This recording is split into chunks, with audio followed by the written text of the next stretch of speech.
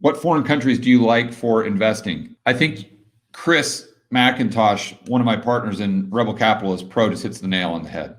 What he's doing, and what I'm taking his lead on this, is just looking at countries that don't benefit from this wacky agenda that the global elites are trying to push down our throats. So that would be countries like Russia, countries that benefit from oil, as an example. So that would be Russia, Saudi Arabia, countries like Brazil. I noticed you mentioned Brazil there.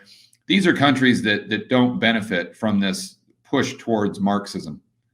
Also, the countries around Russia, such as former Yugoslavia, right around Croatia. I love Croatia, that's for sure. But most of these countries, a good percentage of the population, obviously the baby boomers they remember socialism. They lived through it. And trust me, once you live through that hell, you never, ever, ever want to go back. And I know this because a lot of my employees in Colombia are from Venezuela. And they fled Venezuela to get away from Chavez, Maduro, and hyperinflation and socialism. They get it. They see what happens when these central planners try to push this agenda of a socialist utopia. They've seen the horror that it produces.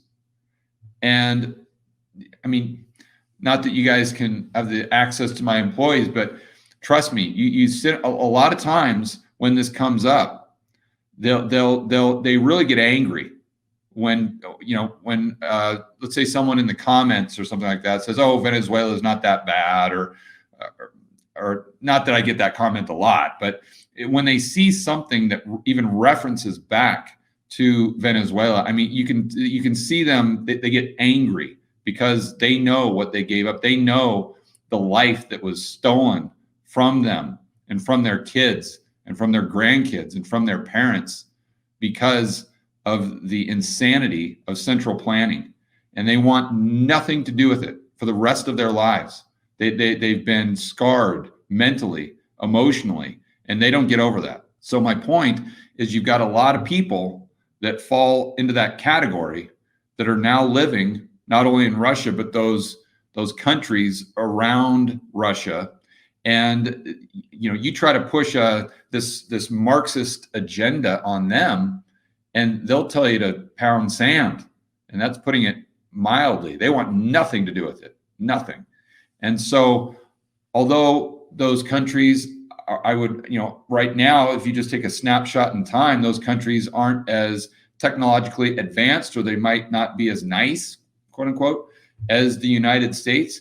You've got to look and you've got to skate to where the puck is going, not where the puck is now. And that's obviously that Wayne Gretzky quote. But so if we skate to where the puck is going, if we look at the trajectory of the political narrative in specific countries, the political narrative here in the West is, and especially in Europe right now, or in that part of Europe, where the Eurozone, just bonkers, complete bonkers. Australia, New Zealand, these countries have just completely gone off the deep end. But then if we look at the narrative in these other countries I was referring to, they're trying to embrace more free market capitalism. They're by no means perfect, that's for sure. But they're trying to move closer towards private property rights and small government and more personal liberties and free market capitalism. So that's where I'm more bullish.